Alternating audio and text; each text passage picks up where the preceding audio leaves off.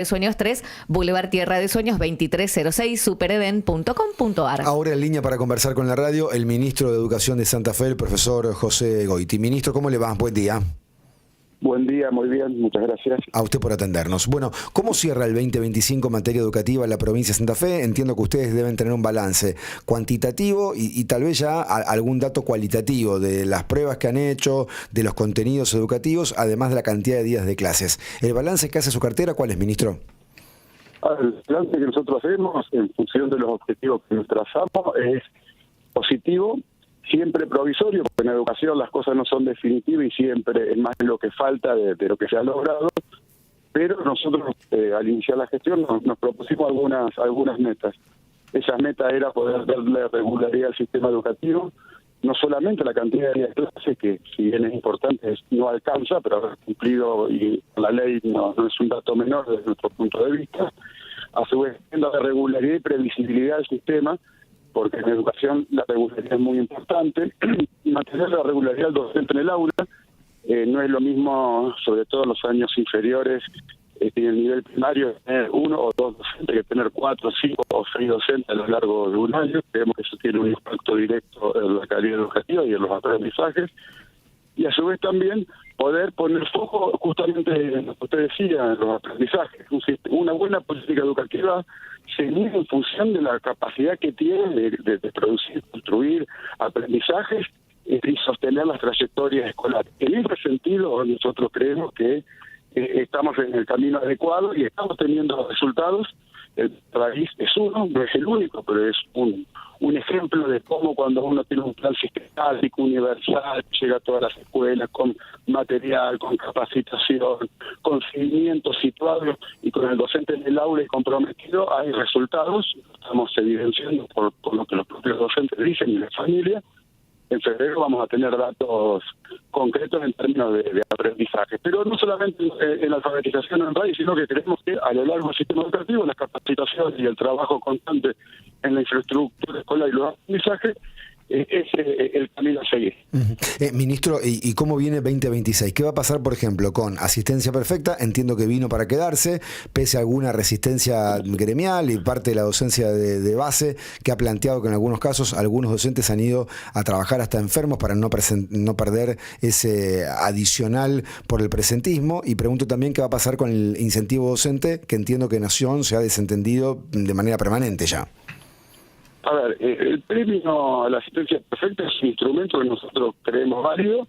Como todo instrumento tiene que ser revisado y uno no se tiene que enamorar de los instrumentos. Tenemos que tener en cuenta para qué están, en qué contexto se vive. Nosotros creemos que eso ha logrado, no solamente de manera simbólica, sino de manera material, reconocer al docente que se sostiene en el aula. Eso no quiere decir que un docente no pueda faltar. Es obvio que es necesario tener el régimen de licencia, que es necesario no descontarle ni un solo peso, ni un centavo a alguien que tiene que faltar porque tiene, digamos, una enfermedad o porque está obligado a hacerlo.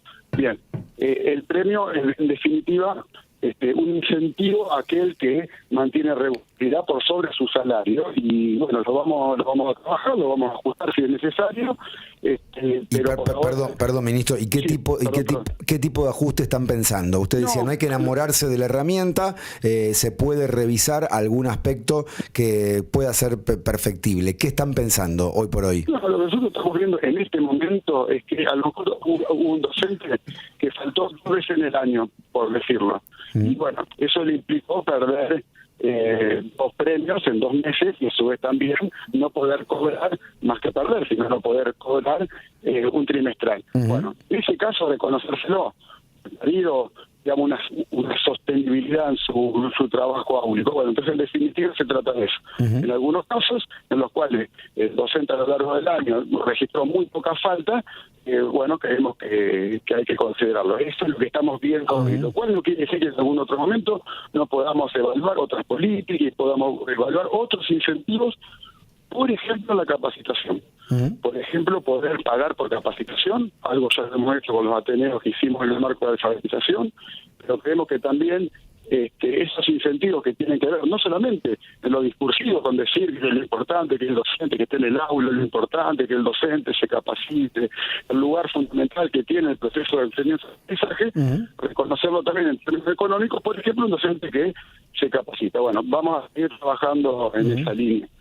Y respecto a incentivo docente, ¿qué va a pasar en 2026?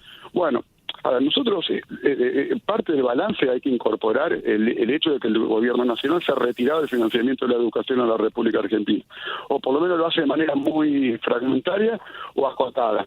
Debo reconocer que la hora más, que se financia con fondos nacionales, es muy, pero muy importante, pero también tenemos que reconocer que todos los financiamientos que había con programas pedagógicos, muchas veces cuestionables, que a lo mejor no estaban correctamente utilizados, pero que eran valiosos, bueno, todo eso se retiró. Todo el aporte del gobierno nacional de infraestructura se retiró. Nosotros absorbimos todo eso, mantuvimos la capacitación, mantuvimos los programas pedagógicos, mantuvimos y duplicamos y triplicamos la inversión en infraestructura. Bueno, el incentivo docente fue una de las cuestiones que perdió por el retiro del gobierno nacional. Nosotros, digamos, vamos a evaluar a lo largo del año todo lo que podamos incorporar en el bolsillo de los trabajadores, específicamente de los docentes, lo vamos a hacer. Todo recurso que nosotros podamos poner para mejorar el ingreso docente lo vamos a hacer, sabiendo que en un contexto de pérdida de poder adquisitivo, reconocemos que es un contexto en el cual en general los trabajadores han perdido con respecto, sobre todo en el último trimestre del 2023, con respecto a los procesos hiperinflacionarios o casi inflacionarios que tuvimos, pero bueno, vamos a hacer ese esfuerzo. Ministro, y usted aludió recién al tema vínculo con el gobierno federal.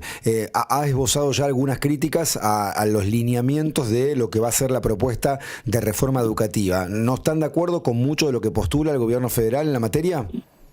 A ver, con el gobierno nacional nosotros tenemos algunas coincidencias, como por ejemplo la alfabetización. No tenemos coincidencias, pero no este gobierno, sino que no creo que es un planteo de fondo con respecto a cómo se consigue el sistema educativo con la ley o el proyecto de ley que está circulando, que todavía no está muy claro si es del gobierno, si eso se hizo en el marco del Pacto de Mayo, si efectivamente va a ser presentado.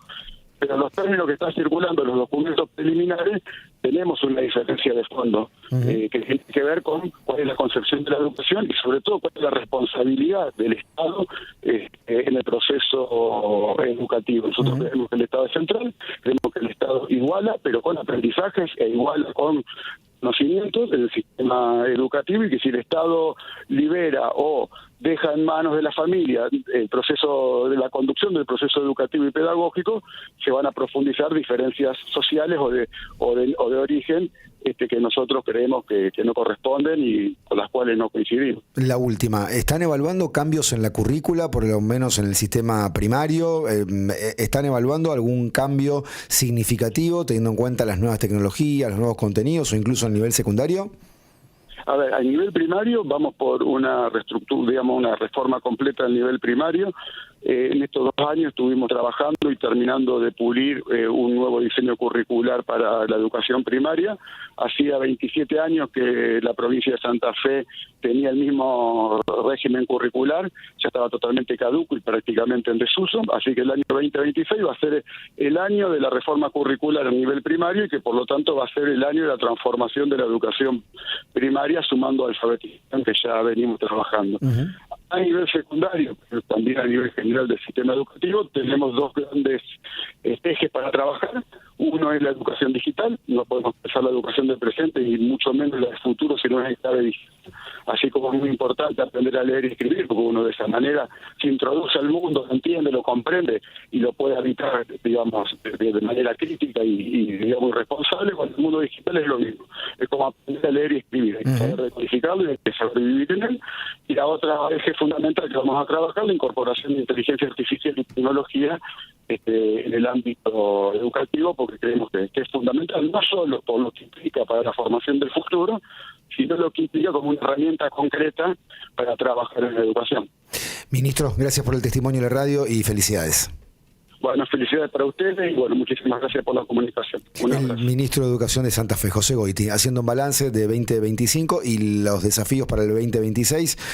Nos quedamos con algún título que esbozó el ministro. Están evaluando alguna flexibilización del plan Asistencia Perfecta. Mencionaba algunos casos puntuales de docentes que hayan tenido pocas inasistencias y que han perdido el plus por presentismo mensual, trimestral, semestral, anual. Deslizaba el ministro que están viendo de ajustar esas variables para esos casos puntuales y también, si se quiere, hasta monetizar algún agregado por capacitación. Y también confirmaba que el año que viene, después de 27 años, va a ser el año de la modificación de la currícula en el nivel primario y que a nivel secundario van a incorporar inteligencia artificial y todo el proceso digital a mucha mayor escala. Confirmaba que hay una mirada crítica de lo que se ha deslizado a nivel federal de la reforma educativa, fundamentalmente el rol del Estado, que queda un poquito más relegado y que se le da más centralidad a la familia.